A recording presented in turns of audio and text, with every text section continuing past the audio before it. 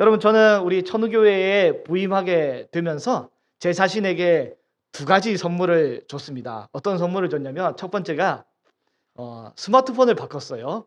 부목사로 있을 때 우리 전에 그 마지막으로 섬겼던 담임 목사님께서 저에게 휴대폰을 직접 바꿔주진 않고 계속 제 휴대폰이 오래됐다고 자꾸 막 뭐라고 그러시더라고요.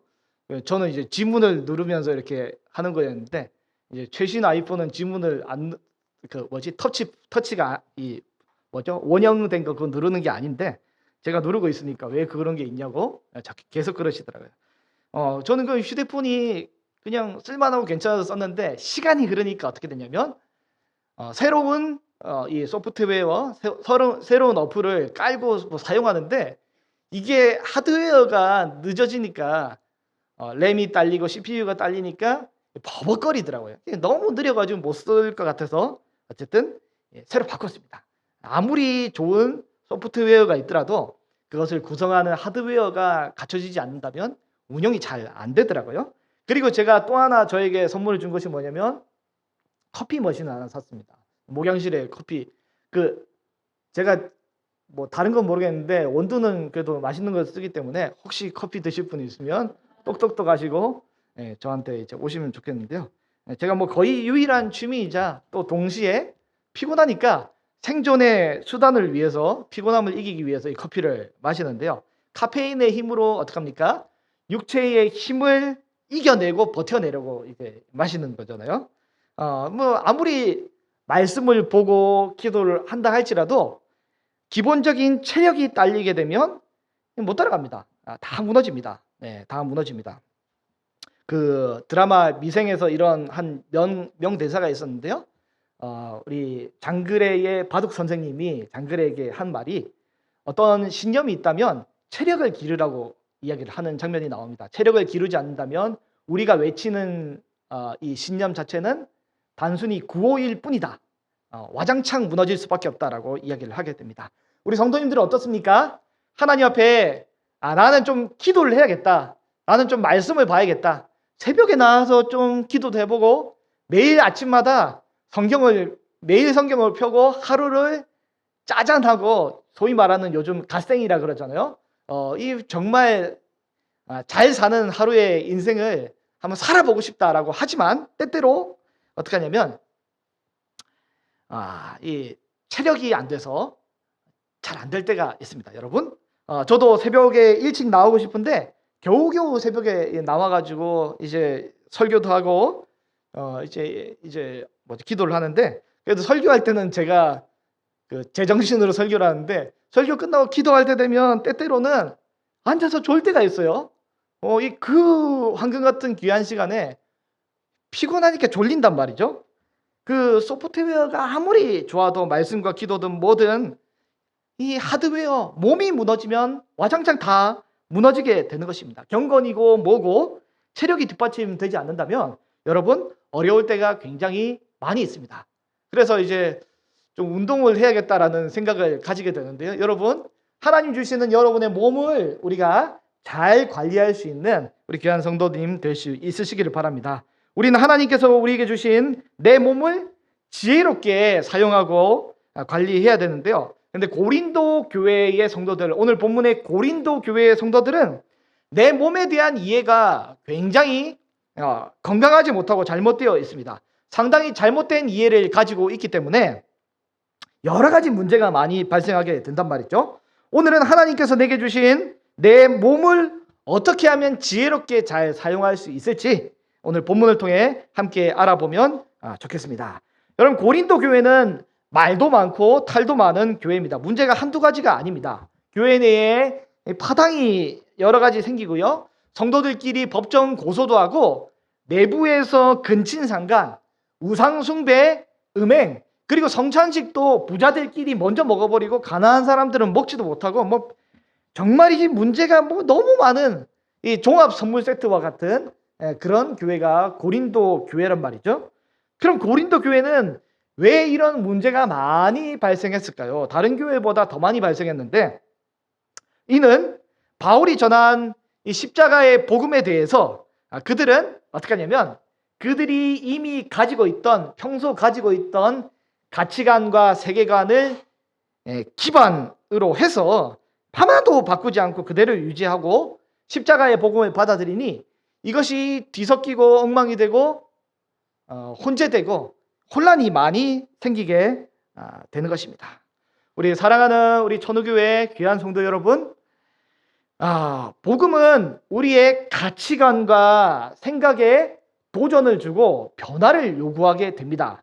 여러분 요즘에 매일 성경 고린도전서 말씀을 묵상하게 되면서 여러분 어떻게 말씀이 우리 삶을 바꾸고 변화시키는 것을 경험하고 체험하고 있는지 모르겠어요.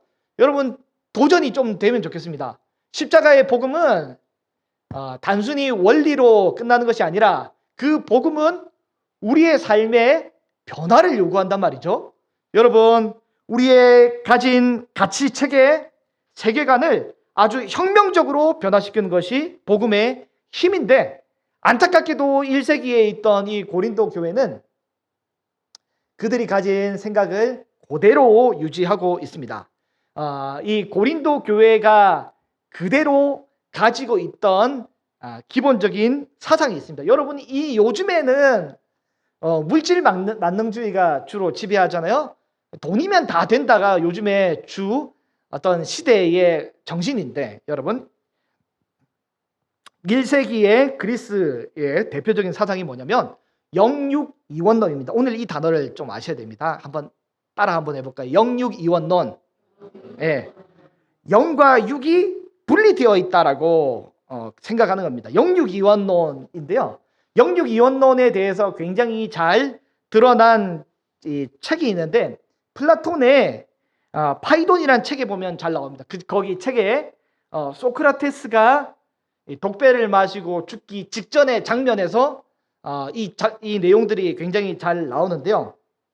육체와 영혼에 대해서 언급을 하는데, 사람의 육체는 플라톤의 생각은 뭐냐면 필멸, 반드시 없어진다라고 생각합니다. 이게 그리스 로마의 기본적인 사상입니다. 몸은 없어진다. 그리고 영혼은 불멸한다라고 생각합니다. 몸은 없어질 별로 안 중요한 것이고 영혼은 없어지지 않을 귀한 것이라고 생각하는 거죠. 여러분 사람들의 영혼이, 그 당시 사람들 어떻게 생각했냐면 원래 이데아라는 굉장히 좋은 세계에 영혼이 있었습니다. 그런데 그게 육체라는 감옥에 갇히게 된 거죠. 그런 다음에 죽음을 가지게 되면 몸의 감옥을 탈출해서 다시 좋은 이데아 세계로 간다라고 생각했기 때문에 소크라테스의 죽음에 대해서 육체의 감옥을 벗어난 자유라고 생각을 한 겁니다. 어쨌든 이거는 굉장히 잘못된 생각입니다. 여러분 성경은 육체를 영혼의 감옥으로 생각하지 않습니다. 영혼은 무조건 선하고 육체는 무조건 악하다고 성경은 말하고 있지 않습니다. 여러분 하나님께서 창세기에 사람의 몸과 영혼을 만드실 때 어떻게 하십니까? 흙으로 빚은 다음에 생기를 불어 넣으셨어요. 그런 다음에 하나님 어떻게 하시냐면 몸과 영혼을 만드신 이후에 보시기에 심히 좋았다라고 하셨습니다. 영혼만 좋다는 것이 아니라 몸과 영혼을 다 만드신 이후에 보시기에 심히 좋았다라고 하고, 타락한 이후에는 하나님이 사람 만드신 것을 후회하실 정도로 이 사람이 악하다고 된 거죠. 영이 선하고 육이 악한 것이 아니라 영혼이 선했다가 타락해서 악해진 것입니다. 그런데 우리는 나도 모르게 우리 성도님들 중에 때때로 저도 그렇고 무의식적으로 사람들은 본능적으로 그 영육이원론을 조금 가지고 있습니다. 무의식적으로 따르고 계신 분들이 계시단 말이죠. 영혼은 귀중하고 육체는 덜 귀중하다라고 여기고, 이런 사상을 가지고 있으면 어떻게 하냐면 잘못된 사상은 반드시 삶으로 드러나게 되어 있습니다. 그래서 말씀 보고 기도하는 것이 중요한 거라고 여기며, 몸이 안 중요하다라고 여기며 몸을 덜 가꾸게 되는 거죠. 몸을 돌보는 것을 별로 안 중요하게 여기게 되는 것입니다. 그래서 이런 상황이 극단적으로 가게 되면 몸은 하나도 안 중요하고 말씀과 기도하고 하나님 옆에 가까이 가는 것이 중요하다라 여기는 이것이 극단으로 가게 되면 어떻게 하냐면 집에는 잘 안 들어갑니다. 기도원에만 가 있습니다. 음식 먹는 것이 별로 안 중요합니다. 건강을 잘 안 돌봅니다. 영성 관리에만 매진합니다. 가정을 잘 돌보지 않습니다. 그래서 나도 병들고 가정도 병들어가게 되는 것입니다. 그래서 고린도전서 오늘 본문 다음 장인 7장에 보면 이분들 때문에 결혼 생활이 파탄나게 돼요. 몸은 하나도 안 중요하니까, 영만 중요하니까 금욕주의로 가는데 기도에 몰입하고 싶어서 이분들은 어떻게 하냐면 이 부부끼리 분방을 하게 됩니다. 분방을 하게 됩니다. 방을 따로 씁니다. 사실 영이 선하고 육은 악하다고 여기기 때문에 부부 사이의 부부 관계를 이분들은 또 어떻게 하냐면 무의식적으로 더럽게 여깁니다. 더럽게 싫어하는 것입니다. 그렇기 때문에 결혼한 성도가 어떻게 하냐, 예수님을 믿은 다음에 불신자 남편과 이혼을 하니 마니가 이 고린도전서 7장의 내용이 등장하게 됩니다. 이 잘못된 사상을 가지면 이렇게 삶을 망가뜨리고 가정을 망가뜨리게 되는 거죠. 이렇게 과도하게 금욕하고 절제하다가 그냥 모든 욕구를 다 끊어버려 절제하다가 어떤 일이 발생하냐면 고린도 사회 자체가 굉장히 음란한 사회거든요. 음란한 사회니까 결국에 금욕하다가 극단적으로 성전 창기들의 유혹에 넘어가 음행에 빠지게 되는 것입니다. 하나님께서 주신 자신의 몸을 굉장히 잘못 사용한 것이 고린도 교회의 성도들의 모습인 거죠. 그래서 바울은 이러한 과도한 금욕주의를 경계합니다.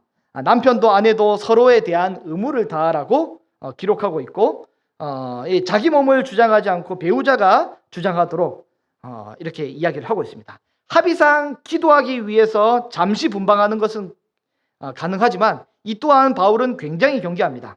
이렇게 금욕주의는 육체가 악하다고 여기기 때문에 육체를 아주 멸시하는 것인데 영육이원론이 이렇게 굉장히 잘못된 것입니다. 여러분, 영혼이 다 선하고 육체가 다 악한 것이 아닙니다. 우리 하나님은 거룩하시고 정결하신 분 아닙니까? 예수님도 순결하고 성결하신 분입니다. 성령님도 진실하신 분입니다. 삼위일체 하나님은 아주 깨끗한 존재이시죠. 그러나 같은 영이라 할지라도 사탄 마귀는 여러분 같은 영적 세계라 할지라도 굉장히 더럽고 찜찜하고 음란한 그리고 거짓된 존재가 바로 사탄 마귀 아닙니까? 영이라고 다 선한 것이 아니라 영적 세계라도 선한 것이고 악한 것이 있습니다. 여러분, 또 동시에 육체라고 다 악한 것이 아닙니다. 여러분, 어제 우리 교회에서 이들이 남자 성도님들이 오셔서 교회 청소를 했단 말이죠. 교회 청소를 했습니다. 그분들이 청소를 하시며 땀을 굉장히 많이 흘리셨는데 여러분, 오늘따라 교회가 좀 더 깨끗하지 않습니까? 네, 너무 이제 청소를 이제 잘해 주셨는데 이들 우리 남자 성도님들이 땀과 채취를 흘리셨는데 그것이 찜찜하고 육체로는 더러울지 모르겠지만 집에 가서 빨리 씻어라고 잔소리를 들으셨을지는 모르겠지만 이 육체는 어떤지 모르겠지만 그 섬김과 봉사의 몸은 굉장히 선하고 아름다운 것입니다. 여러분, 아무리 이제 몸에 땀이 있을지라도 그것은 굉장히 선하고 아름다운 거죠. 여러분, 동시에 하나님이 허락하신 부부관계도 마찬가지입니다. 이는 굉장히 선하고 아름다운 것입니다. 그러나 반대로 아무리 아름다운 선남 선녀가 만났더라 할지라도 부부관계를 떠난 성적인 관계는 여러분 죄송하지만 굉장히 더러운 것입니다. 더러운 것. 정리하자면 육체라고 다 악한 것이 아니고 영이라고 다 선한 것이 아닙니다.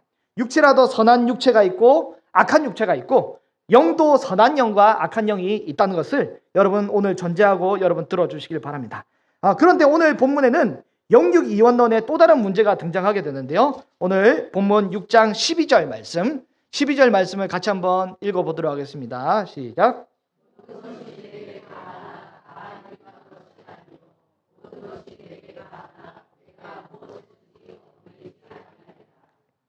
네, 무슨 말입니까? 이 영육이원론의 또 다른 문제가 등장하는데 이번에는 금욕주의와 반대가 되는 방종입니다. 방종. 당시 고린도 교회의 성도들이 주장한 것이 뭐냐면 모든 게 다 가능하다. 모든 게 다 가능하다라고 주장하는 것입니다. 예수님 십자가 죽으시고 내 과거, 현재, 미래의 모든 죄를 다 용서해 주셨는데 내가 모든 게 뭐가 더 거리낄 거 있냐? 불가능한 것이 없다. 이건 것이죠. 그 때문에 이들은 제멋대로 거리낌 없이 행동합니다. 무책임한 자유를 범하게 되는 것입니다. 그들은 영육 이원론을 기반으로 하나님이 내 영혼을 깨끗하게 주셨으니 어차피 내 육체는 썩어져 없어질 건데 이 몸을 그냥 영혼만 잘 관리하지 몸뚱아리는 그냥 마음대로 잘 즐기며 사용하겠다라고 그렇게 이야기를 하는 것입니다. 그래서 고린도 교회의 성도들 중에 이 어떤 죄악을 저질러도 모두 가능하다라고 하는 이상한 이 영적 엘리트주의자들이 생겨나게 되었는데 이들 중에서는 심지어 자기 아버지의 아내와 근친상간하게 되는 이상한 괴물 같은 성도도 나타나게 되는 것입니다. 그들이 뭐라고 주장하냐면 스스로 나는 영적인 고차원에 있기 때문에 이런 사소하고 미미한 육체적인 죄악은 나에게 아무런 영향을 미치지 않는다라는 교만을 떨며 그렇게 주장을 하게 되는 거죠. 그리고 고린도 교회 성도들이 그것을 더 심각한 것은 용납하고 받아들였습니다. 이게 고린도 교회의 문제였단 말이죠. 여러분, 고린도 교회는 당시에 영육 이원론이라는 이 사상을 전혀 바꾸지 않은 상황 중에 바울이 전한 복음을 아전인수격으로 받아들이게 되었습니다. 십자가의 자유는 제멋대로 죄를 짓게 하는 자유가 아니지 않습니까? 제멋대로 이 죄를 짓게 되는 방종의 자유가 아닙니다. 자기 욕망의 노예가 되는 것이고 이는 죄악에 얽매이게 되는 것인데 바울이 전해준 자유의 복음은 무엇입니까? 우리 십자가의 복음으로 얻은 진정한 자유는 뭐냐면 여러분, 죄를 마음껏 지을 자유가 아니라 죄를 짓지 않을 수 있는 자유, 그리고 죄에 얽매이지 않는 자유를 우리 주님이 우리에게 허락해 주신 것입니다. 우리는 죄를 마음껏 짓는 것이 아니라 성령의 능력으로 죄를 짓지 않을 만큼 죄에 얽매이지 않는 자유를 얻게 된 것입니다. 우리 사랑하는 귀한 성도 여러분, 예수 그리스도의 십자가의 보혈은 어떤 힘이 있습니까? 방종으로 육체의 정욕을 즐길 힘이 아니라 육체의 정욕을 이길 힘이 십자가 안에 있는 줄로 믿습니다.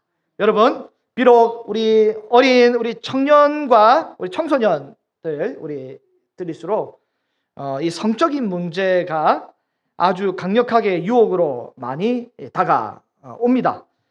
여러분, 우리는 이것을 굉장히 조심해야 되잖아요.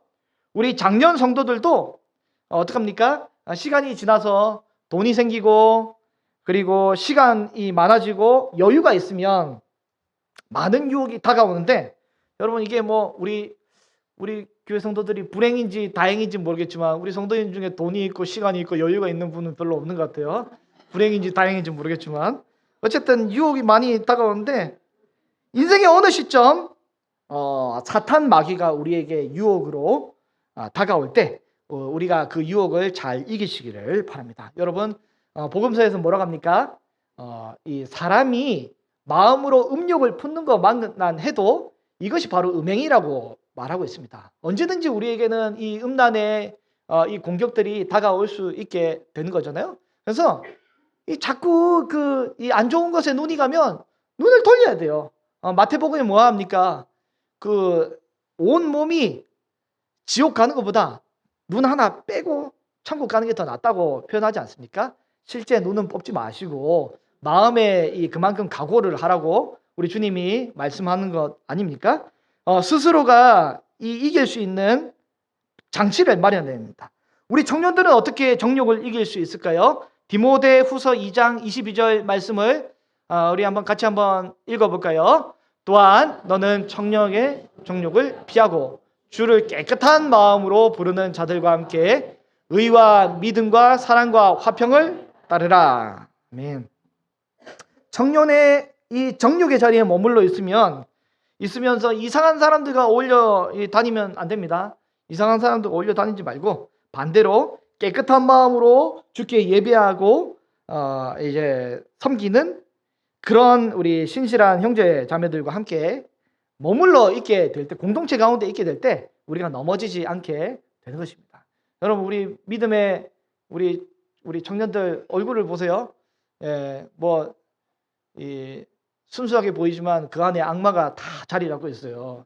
다 음란한 구렁이가 있단 말이에요. 우리 사람은 다 죄인입니다. 그렇기 때문에 우리가 넘어지지 않도록 이 예배하는 자들과 함께 머물러 있어야 되는 거죠. 고린도 교회의 또 다른 슬로건이 뭐냐면, 그들이 외치는 내용이 뭐냐면 본문 13절에 있습니다. 13절에 그들이 뭐라고 하냐면 우리 첫 번째 두 번째 줄까지 읽어보겠습니다. 음식은 배를 위하여 있고 배는 음식. 네. 고린도 교회 성도들은 영육 이원론을 따라서 영혼은 중요하고 육체는 안 중요하기 때문에 뭐라고 하냐면 그 말도 안 되는 소리를 하게 됩니다. 뭐라고 하냐면 음식을 먹고 싶은 식욕이 있듯이 성욕도 있다는 것이죠. 음식을 먹고 싶은 식욕은 단순히 생리현상이고 죄악이 아니듯이 성욕조차도 그냥 단순히 생리현상으로 취급하는 것으로 이 완곡적인 표현을 본문에 하고 있습니다. 여러분, 이 바울이 이에 대해서 뭐라고 합니까?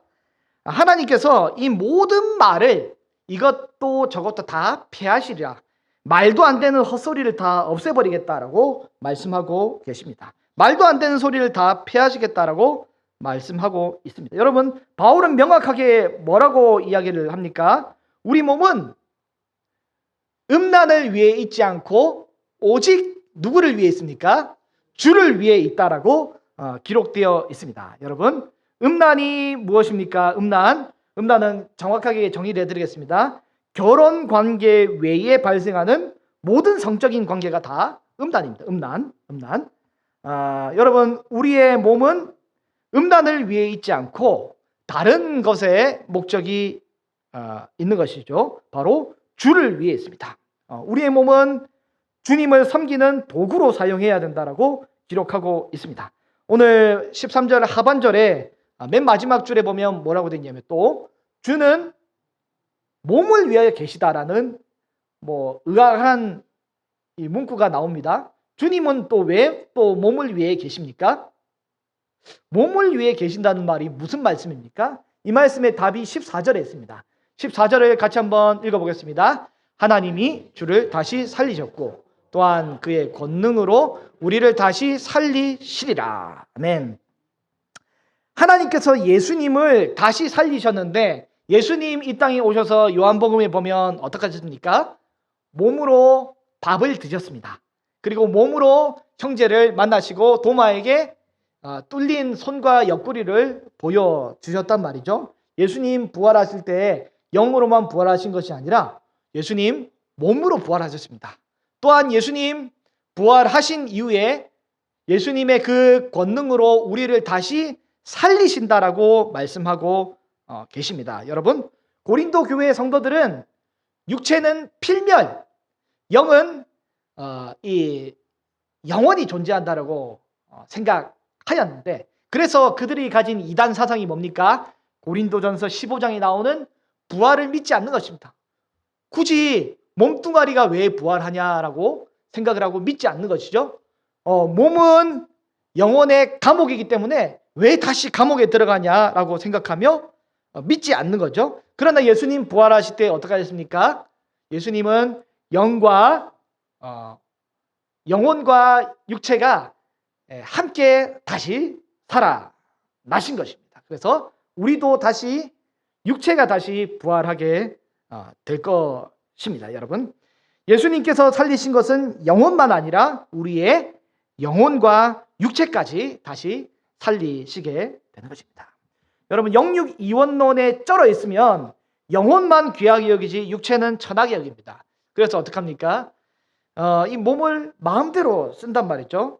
그러나 복음은 어떻게 하냐면 우리의 영혼뿐만 아니라 우리의 육체까지도 존귀하게 회복시켜 주는 것이 바로 복음의 능력이고 내용입니다. 여러분, 오로지 주일에 예배하는 이 영적인 시간만이 하나님께 드리는 시간이 아닙니다. 우리가 평일에 지내는 모든 시간도 우리가 육체로 지내는 그 시간 동안에도 일상의 모든 시간을 우리가 하나님의 영광을 위해 살아간다면 그 시간도 더러운 죄악의 시간이 아니라 거룩한 하나님께 영광을 돌리는 그런 시간이 될 줄로 믿습니다. 여러분, 출근 퇴근하는 시간, 직장에서 엑셀을 하는 시간, 가정에서 설거지하는 그 시간, 저는 이번 주에 애 기저귀를 가는 그 시간, 여러분, 그 모든 시간이 하나님의 영광을 위해 살아가게 된다면 우리는 그게 타락한 죄악의 시간이 아니라 영적인 예배의 시간이 되는 줄로 믿습니다. 오늘 본문 고린도전서 15절에 보면 바울은 고린도 교인들에게 이 정신을 차리도록 강조합니다. 음행에 빠지지 않도록 정신을 바짝 차리도록 우리의 정체성을 알려주게 되는데요. 15절 말씀을 같이 한번 읽어보겠습니다. 너희 몸이 그리스도의 지체인 줄을 알지 못하느냐?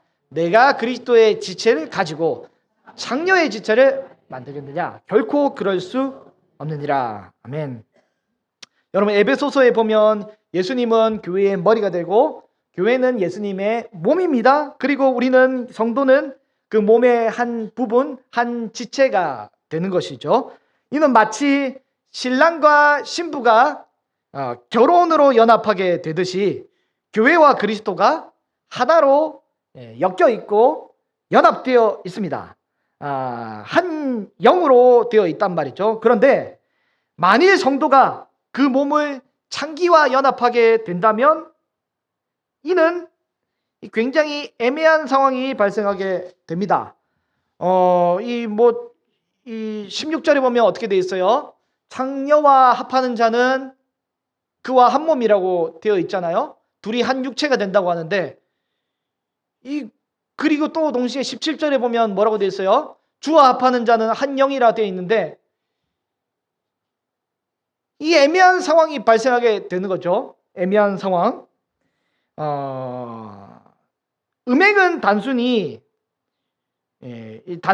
육체의 죄뿐만 아니라 그리스도의 한 몸으로 엮여 있는, 연합되어 있는 그것이 찢어지게 되는 그리스도의 몸에 상처를 내는 굉장히 심각한 범죄가 바로 음행이라고 기록하고 있습니다. 너무도 심각한 범죄인 것이죠. 그렇기 때문에 이 음행을 피하라고 하고 있습니다. 오늘 본문 18절의 말씀을 같이 한번 읽어보겠습니다. 음행을 피하라. 사람이 범하는 죄마다 몸 밖에 있거니와 음행하는 자는 자기 몸의 죄를 범하느니라. 여기서 음행을 피하라고 하고 있는데 직역하면 음행으로부터 도망치라라고 기록이 되어 있습니다. 음행으로부터 도망을 치듯이 피해야 하는 것이죠. 이렇게 강력하게 말하고 있습니다. 음행을 저지를 만한 어떠한 환경도 만들지 말라고 하고 있습니다. 그만큼 음행과 우상숭배의 유혹이 너무도 크기 때문에 여러분, 나 정도의 경건이 되면, 나 정도의 능력이 되면 이 음행은, 이 유혹은 나는 견딜 수 있다라고 교만을 떨면서 음행의 자리를 전전해서는 안 되는 것입니다. 여러분, 음행의 자리가 있으면, 나에게 유혹의 자리가 있으면 곧바로 신속하게 그 자리를 창세기의 요셉처럼 도망을 쳐야 하는 것이죠. 여러분, 그런 사람이 될 수 있기를 바랍니다. 저는 이 말씀을 준비하며 초등학교 때 음악책에 있던 한 가곡이 생각났어요. 노래가 있는데 여러분, 내용이 뭐냐면 오가며 그 집 앞을 지나노라면, 생각나십니까? 그리워 나도 몰래 발이 머물고 오히려 눈에 띌까 다시 걸어도 되오면 그 자리에 서졌습니다 라는 이 영적인 노래가 있어요. 여러분, 오가며 그 집 앞을 지날 필요가 없고, 그리고 그리워서 발이 머물 필요도 없어요. 오히려 눈에 띌까 이럴 필요도 없고, 다시 걸어서 되어와서 그 자리에 설 필요가 없단 말이죠. 오갈 필요도 없이 그냥 도망을 치라고 오늘 본문에 기록하고 있단 말이죠. 여러분, 아예 환경 자체를 조성하면 안 됩니다. 복 있는 사람은 악인의 자리에 머물게 되면 결국에 그 자리에 앉게 돼요. 그러면 안 되고 도망을 치라고 오늘 본문에 기록하고 있습니다. 여러분, 우리가 철저히 음행을 피해야 되는 이유는 뭡니까? 음행은 다른 죄와 달리 사람의 몸 자체의 부정을 각인시키는 굉장히 큰 죄악이기 때문에, 몸을 창기와 연합시키면 그 사람이 부정해지기 때문에 그 사람이 부정한 상태에서는 그리스도의 임재가 있을 수가 없습니다. 여러분, 그리스도와의 관계가 단절이 됩니다. 또 음행 자체가 어떡합니까? 하나님의 거룩한 교회의 최소 단위인 가정을 파괴시키고 붕괴시키는 아주 심각한 것이 바로 음행 아닙니까? 여러분, 이렇게 너무도 심각한 죄악이기 때문에 여러분, 음행을 조심하라고 오늘 본문에 기록하고 있습니다. 여러분, 별거 아니라고 쉽게 넘기게 되면 우리는 넘어지게 되는 것이죠. 그렇기 때문에 오늘 본문 19절에 뭐라고 기록하고 있습니까? 우리의 몸은 너희가 하나님께로부터 받은 바 너희 가운데 계신 뭐라고 기록하고 있습니까? 성령의 전이라고 기록하고 있습니다. 우리는 우리의 것이 아니라 20절에 보면 값으로 산 것이 되어서 하나님의 것이기 때문에 하나님께 몸으로 영광을 돌리라고 기록하고 있는 것입니다. 여러분, 고린도 교인들의 생각은 육체는 영혼을 담을 임시적인 감옥이라고 생각했습니다. 그런데 바울은 충격적으로 혁명적으로 이 생각을 뒤집습니다. 복음은 우리의 생각을 뒤집는데요, 육체는 영혼의 감옥이 아니라 19절 말씀에 보면 우리 가운데 계신 성령의 전이라고 기록하고 있습니다. 여러분, 우리의 몸은 굉장히 존귀한 성령께서 거하시는 성령의 전인 줄로 믿고 여러분, 정결하고 아름답게 잘 보존하실 수 있기를 간절히 소망합니다. 육체는 반드시 쓸모없이 버려지고 소멸되는 악한 공간이 아니라 우리의 육체는 성령이 거하시는 아름다운 공간인 것이죠. 성령이 거하시는 정결하고 깨끗한 공간이 되는 것입니다. 여러분, 이번 주에 저희 가정에 그 아이가 출생해서 집에 왔어요. 산후조리원으로 바로 가려고 하는데 저희 첫째가 감기가 덜 나았다고 산후조리원에서 오지 마라고 해가지고 이 집에 왔어요. 집에 왔는데 집이 아직 정돈이 안 돼가지고 굉장히 당황을 했단 말이죠. 왜냐하면 갑자기 예정일보다 일찍 응급으로 출산을 해가지고. 여러분, 신생아를 이 막 뒤죽박죽인 창고에 넣을 수는 없잖아요. 하수구에 넣을 수도 없고 신생아를 음식물 쓰레기 옆에 둘 수도 없는 거잖아요. 신생아는 세균 감염의 위험이 있기 때문에 깨끗하고 정결하게 보호해야 되는 거잖아요. 여러분, 근데 여러분 기억할 것이 뭐냐면 우리 성령께서도 우리의 육체에 거하시는데 우리 성령께서는 신생아보다 더욱더 거룩하시고 정결하시고 깨끗하신 분입니다. 여러분, 기억하시기를 바랍니다. 여러분, 신생아가 있는 곳에 여러분 옆에서 담배를 피면 어떻게 돼요? 혼나야 되죠. 맞아야 되죠. 신생아가 있는데 그 젖병에다가 알코올을 타서 넣으면 어떻게 돼요? 혼나야 돼요. 맞아야 되잖아요. 신생아 있는데 이 TV에 음란한 걸 틀어놓으면 돼요, 안 돼요? 혼나야 되고 맞아야 되는 거잖아요. 이게 안 되는 거잖아요. 여러분, 거룩하신 성령께서 여러분 우리 몸에 거하고 우리 안에 거하신다는 건 여러분 기억하시길 바랍니다. 신생아보다 더 정결하고 깨끗하신 성령께서 우리 안에 거하시고 우리 안에 있으시기 때문에 우리는 우리의 몸을 마음대로 음란의 병기로 보내는 것이 아니라 우리가 거룩한 의의 병기로 하나님께 영광을 올려드리는 예배의 몸으로 귀하게 사용해야 됨을 여러분 기억하셔야 됩니다. 오늘 본문 20절에 뭐라고 됩니까? 우리 몸은 우리 것이 아니라 예수 그리스도의 십자가 피값으로 하나님이 사신 것이 되었기 때문에 우리 몸으로 하나님께 영광을 돌려야 하는 것입니다. 여러분, 우리 청년들도 혈기가 남아 넘칩니까? 이게 주체할 수 없으면 와서 교회 의자 정리하세요. 딴짓거리 하지 말고 교회 청소를 하시든지. 여러분, 하나님 앞에 우리 몸을 어쨌든 영광스럽게 올려드려야 하는 것이 성도의 합당한 이 아름다운 우리 몸을 지혜롭게 가장 아름답게 사용하는 방법이 되는 것입니다. 오늘 본문에서 우리 기억하시기 바랍니다. 여러분, 우리 몸을 너무 홀대하지 마세요. 우리의 영혼도 존귀하지만 우리 구주께서 우리에게 주신 부활의 육체를 사모하며 우리의 현재에 있는 육체도 아름답게 건강하게 잘 가꾸시는 그런 믿음의 성도님 될 수 있으시기를 바랍니다. 성령님이 거하시는 처소입니다. 육체를 마음대로 홀대하지 마시고 성령님이 거하시는 처소로 우리 거룩하고 건강하게 또한 정결하게 아름답게 가꾸어 갈 수 있으시기를 바랍니다. 몸으로 영으로 하나님 앞에 예배합니다. 영으로만 예배하는 것이 아니라 몸으로도 예배합니다. 몸이 부정하면 어떡하냐면 성령의 임재가 없습니다. 몸이 부정하면 성령님 이번 주 안 오세요. 다음 주에 오실지도 몰라요. 여러분, 몸이 부정하면 안 됩니다. 그러니까 몸을 어쨌든 정결하게 하여서 어떻게 하냐면 날마다 예수 그리스도 십자가 앞에 어떤 순간과 어떤 상황이 있을지라도 신속하게 무릎을 꿇고 하나님 앞에 나아가게 될 때 우리의 영혼이 우리의 육체가 정결하게 되실 줄로 믿습니다.